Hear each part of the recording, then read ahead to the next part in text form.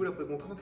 C'est tout simplement l'une des plus grandes inventions dans la construction des ouvrages en béton. Ce phénomène a révolutionné la manière de construire au XXe siècle. On sait que le béton résiste très bien à la compression, en revanche, il résiste très mal à la traction. C'est pourquoi le béton armé a fait son apparition au XIXe siècle pour pallier à ce phénomène et à cette problématique. Le béton précontraint, quant à lui, permet d'aller encore plus loin, en obtenant encore une meilleure résistance et en obtenant de plus grandes portées.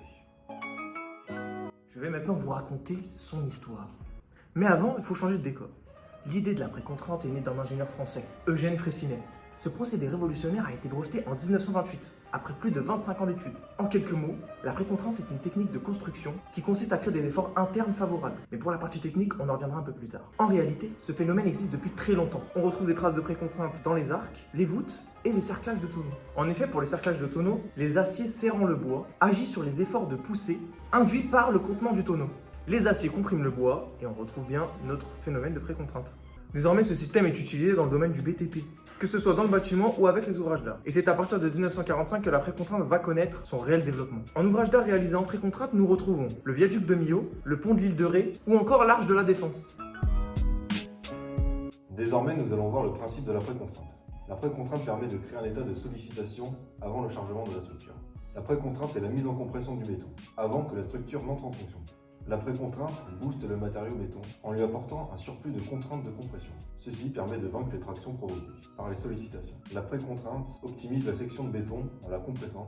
La compression doit être supérieure aux tractions qui se développent. Désormais, en quelques chiffres, la limite de l'acier est d'environ 1900 MPa, environ 4 fois plus que le béton armé qui est de 500 MPa. Désormais, intéressons-nous aux avantages. Le béton précontraint améliore les performances du béton armé et allège les structures. C'est une révolution dans la manière de construire et de voir les futurs projets. On imagine donc structurellement différemment les bâtiments.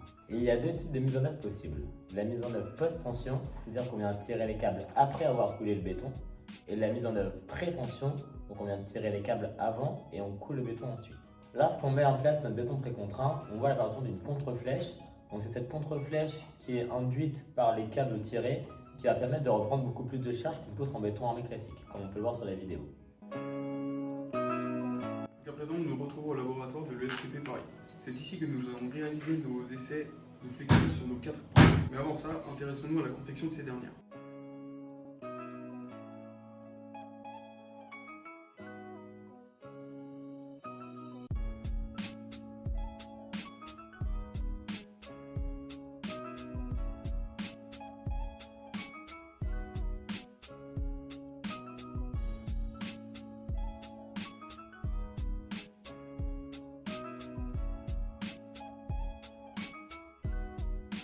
Nous avons réalisé 4 poutres de 80 cm, 2 poutres de section 8 par 4 et 2 poutres de section 4 par 3.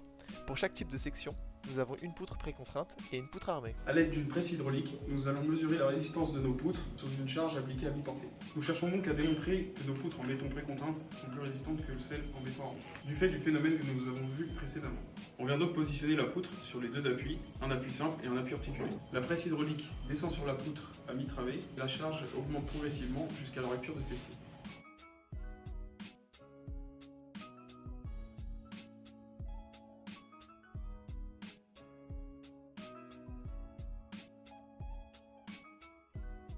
One eternity later.